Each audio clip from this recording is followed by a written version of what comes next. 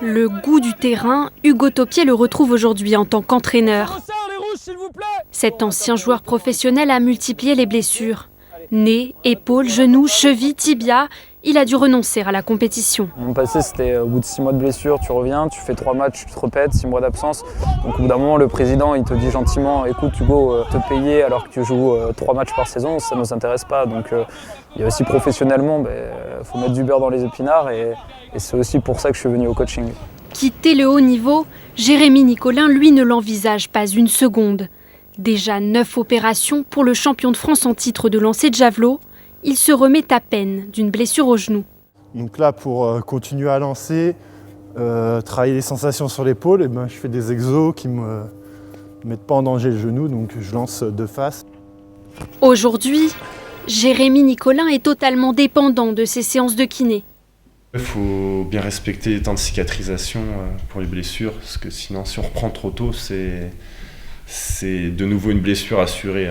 Cette psychologue du sport le sait, quand le corps lâche, c'est un grand vide auquel il faut faire face.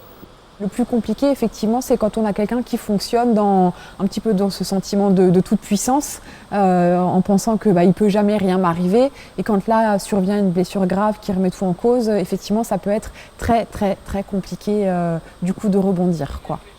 Rebondir en changeant de vie. Jonas Desvoissous vient d'entrer à Sciences Po en management. Rien à voir avec sa vie d'avant.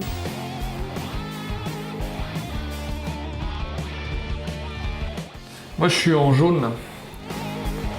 Il y a 2 ans, l'ancien champion du monde de ski cross chute et se blesse à l'entraînement.